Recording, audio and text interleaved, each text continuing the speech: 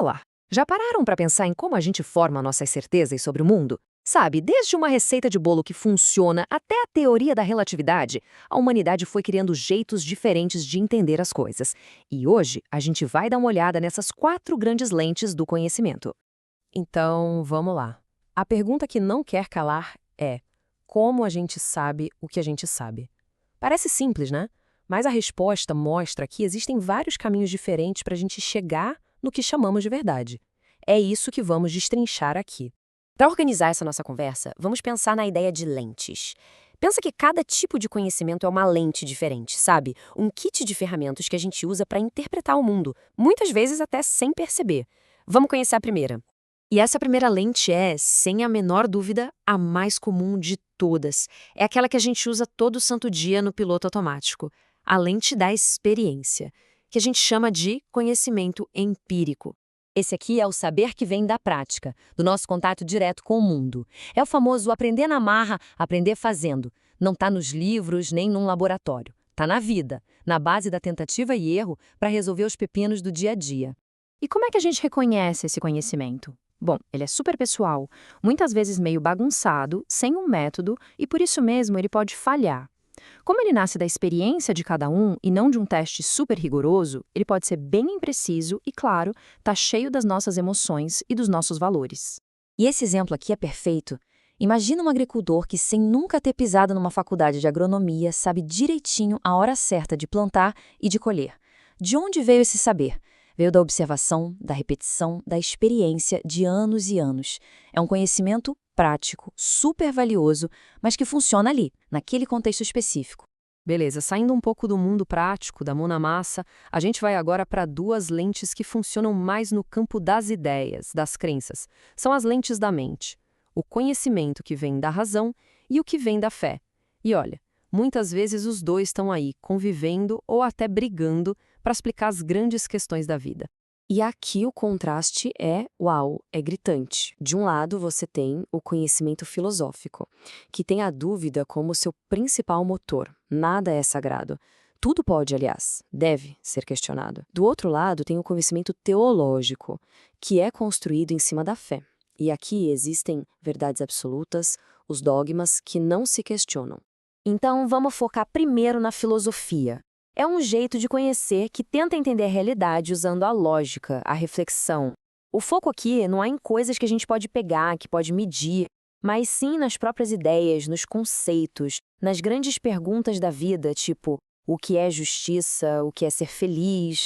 E o pulo do gato aqui é o seguinte: a filosofia não precisa provar nada num laboratório. Uma ideia se sustenta pela força da sua lógica, sabe? Se ela faz sentido por si só. É um exercício de especulação, mas super sistemático, super rigoroso no seu próprio método. Agora, vamos para a lente teológica. Aqui o ponto de partida é totalmente diferente. A ideia é que a verdade fundamental já foi revelada por uma força divina e está registrada em doutrinas ou textos sagrados. A base de tudo, o alicerce, é a fé. E justamente por ser baseado na fé, numa verdade que foi revelada, esse conhecimento não está nem aí para verificação científica. Dentro do seu próprio sistema, ele é visto como exato, como infalível e se propõe a oferecer explicações para todos os grandes mistérios da vida e do universo. E chegamos à nossa 4ª e última lente. Uma que tenta juntar o melhor de 2 mundos, a lógica da razão com a prova da experiência. Essa é a lente do conhecimento científico, que foi criada exatamente para tentar superar as incertezas do senso comum e a falta de provas concretas da pura especulação. O conhecimento científico não se contenta com o senso comum. Ele não quer só saber o que acontece, ele quer saber por que acontece. E para isso, ele cria todo um sistema super rigoroso que junta o pensamento lógico, que a gente viu lá na filosofia, com a experimentação e a observação do mundo real.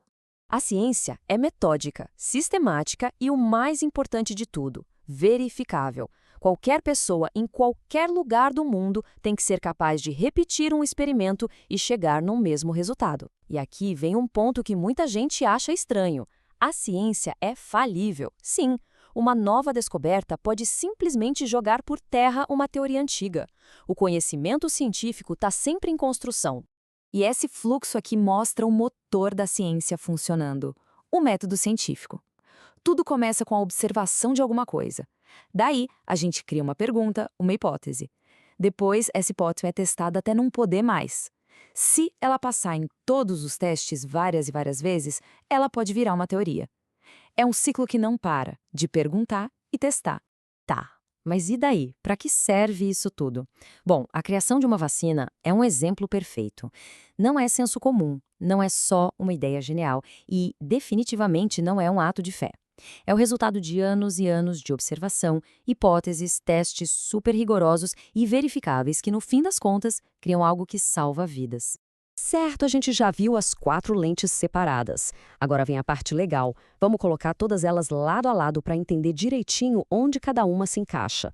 Porque é exatamente na mistura e no choque entre elas que nascem os maiores debates da nossa sociedade. Essa tabela aqui resume tudo de um jeito bem claro. Mas se a gente olhar direto para a linha da exatidão, tem uma coisa fascinante. O conhecimento teológico se vê como infalível, certo? Já o empírico é o oposto, ele é assumidamente inexato. E o filosófico e o científico? Eles se consideram falíveis, ou seja, estão sempre abertos para correção. Isso mostra como cada lente tem uma relação totalmente diferente com a ideia de verdade e ajuda a entender por que debates como a origem da vida, por exemplo, são tão complicados. A ciência e a teologia partem de ideias de verdade e de prova que são opostas na sua essência.